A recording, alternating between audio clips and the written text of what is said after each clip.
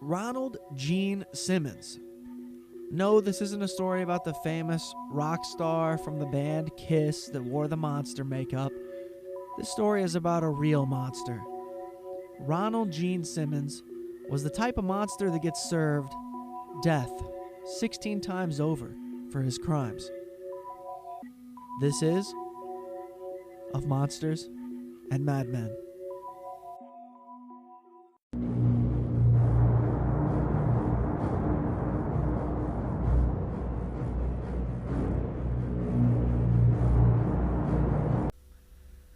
Now, Ronald Gene Simmons was unable to hold down a job at this point.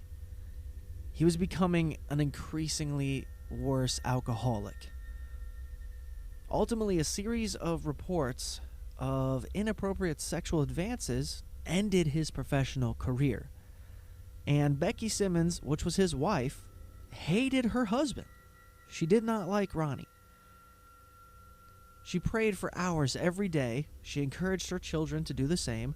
She told the children they must find God in order to not meet their father in hell. Now, come December 1987, she finally had enough. She decided to leave. But before she could, Simmons discovered her plans. In response, he decided that he must kill his entire family. It's unknown whether the decisions stemmed from his growing desire for incest or being hurt by them abandoning him, or was this simply a psychopath finally snapping?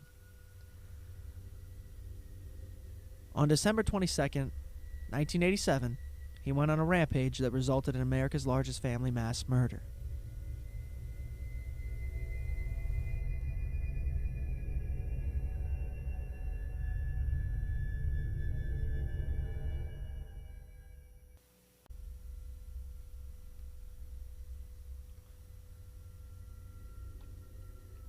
Simmons began by shooting his wife and oldest son, Gene, in the head.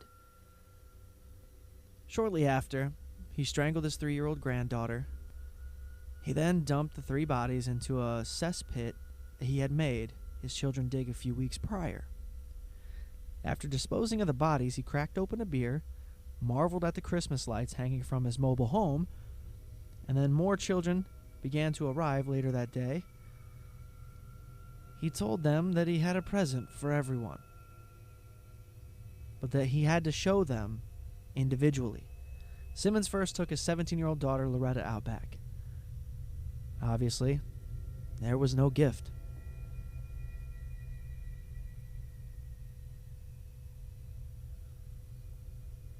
Instead, he drowned her by holding her head underwater in a rain barrel. 3 of his other children eagerly awaited their surprise Christmas gift inside the trailer home. One by one, Ronald Simmons brought his children out back, murdering each one of them in the same manner as the last. 4 days passed before the rest of the family was scheduled to arrive on December 26th. The first to arrive that day was his son Billy and his wife. They were both promptly shot upon entering the home. Their 20-month-old son was then strangled to death by his grandfather. Lastly, Sheila, the daughter he had abused and impregnated, was shot and killed alongside her husband.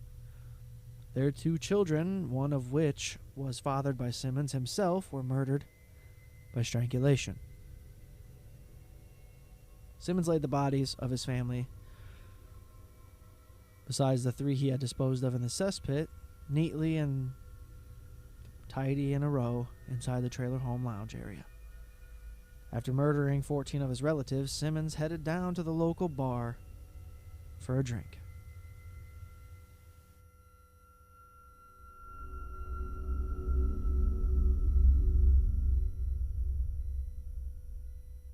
Okay, so I feel like I talked quite a bit in this. So Ronald Gene Simmons returned to the home later that night. He went out to the bar, had a drink after doing all of this, comes home to this graveyard Was he oblivious to it? Was he just fine with it? Was he indifferent? Hard to say. Again, leaning towards the psychopath thing. But he did spend the rest of the night that evening and the following day drinking beer and just watching TV.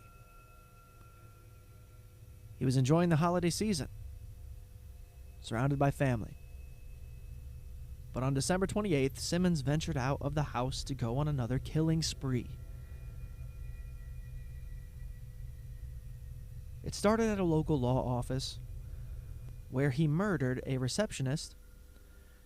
He had fallen for this receptionist a while ago, and she repeatedly was rejecting him, and he killed her. But that wasn't all. Next, he killed a man that had no connection to him whatsoever, and before shooting and wounding 3 more people at a local business, his shooting spree ended at the Woodline Motor Freight Company, the same business where he had been accused of inappropriate sexual conduct. He entered the building and shot one woman, severely wounding her. Then he chatted calmly with the secretary and waited for the police to arrive. He was arrested without incident. Simmons was charged and convicted of 16 counts of murder.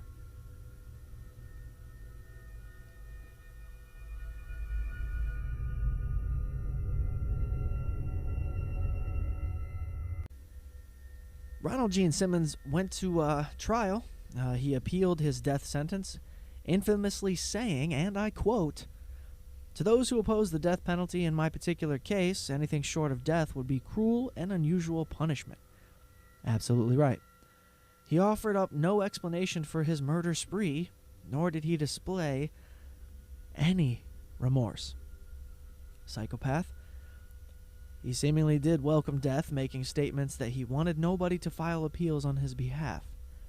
He even went on to state, and I quote, "It is further respectfully requested that this sentence be carried out expeditiously."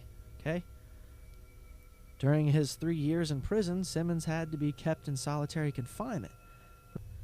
Repeated threats were made against his life by other death row inmates.